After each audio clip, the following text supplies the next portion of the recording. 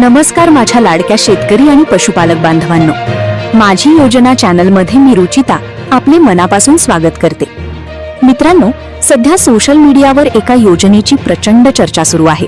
ती म्हणजे शेतकऱ्यांना 50 शेळ्या आणि 5 बोकड किंवा 50 मेंढ्या आणि 5 मेंढे मिळणार। सोबतच शेड, सोलर आणि मक्का कुटी मशीनसाठी तब्बल 11 ते 12 लाख रुपयांपर्यंतचे प्रकल्प अनुदान मिळणार असल्याच्या पोस्ट व्हायरल होत आहेत। या बातमीत नेमके तथ्य काय, ही योजना नक्की काय आहे आणि पशुसंवर्धन मंत्री पंकजा मुंडे यांनी यावर काय भूमिका घेतली आहे, याची इत्थंभूत माहिती आज आपण घेणार आहोत। सर्वात आधी एक गोष्ट स्पष्ट करतो की या योजनेची आखणी सध्या अंतिम टप्प्यात आहे। अद्याप याचा अधिकृत शासन निर्णय GR आलेला नाही, त्यामुळे कुठेही ऑनलाईन अर्ज भरण्याची घाई करू नका। मात्र पशुसंवर्धन मंत्री नामदार पंकजा मुंडे यांनी मंत्रालयात वरिष्ठ अधिकाऱ्यांची बैठक घेऊन मुख्यमंत्री ग्रामीण पशुधन उद्योजकता योजना प्रभावीपणे राबवण्याचे निर्देश दिले आहेत।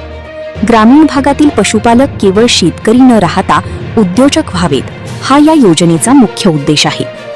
योजनेचे स्वरूप आणि अनुदान किती मिळेल? हा प्रकल्प साधारणपणे 11,38,000 रुपयांचा आहे। यामध्ये 50 शेळ्या मेंढ्या आणि 5 बोकड मेंढे खरेदीसाठी 6,75,000 रुपये, शेडसाठी 2 लाख रुपये, सोलरसाठी 1,32,000 रुपये आणि कडबाकुट्टी मशीनसाठी 24,000 रुपये अशा तरतुदी आहेत। आरक्षण आणि अनुदानाची टक्केवारी। अनुसूचित जाती व जमाती SC/ST या प्रवर्गातील लाभार्थ्यांना 75% अनुदान मिळेल, म्हणजे 11.5 लाखांच्या प्रकल्पावर सुमारे 8,53,000 रुपये सरकार देईल। खुला व OBC प्रवर्ग ओपन OBC यांना 50% अनुदान म्हणजेच 5,69,000 रुपयांपर्यंत परतावा मिळेल।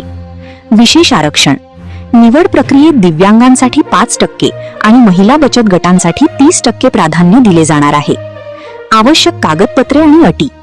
योजना सुरू झाल्यावर लाभ घेण्यासाठी तुमच्याकडे काही गोष्टी असणे आवश्यक आहे।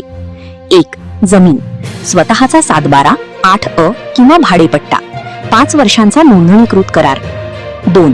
प्रशिक्षण, शासकीय किंवा निमशासकीय संस्थेचे पशुपालन प्रशिक्षण प्रमाणपत्र।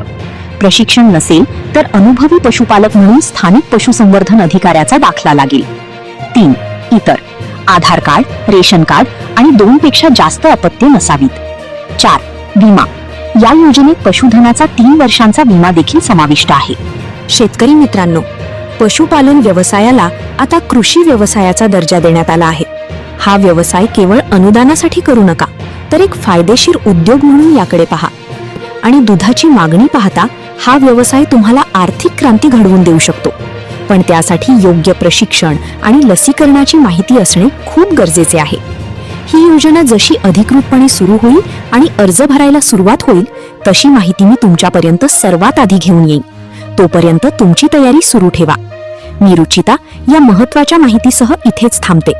ही माहिती इतर तरुण शेतकरी मित्रांना शेअर करा आणि अशाच नवनवीन योजनांच्या अपडेटसाठी आपल्या माझी योजना चॅनलला नक्की सबस्क्राईब करा। धन्यवाद।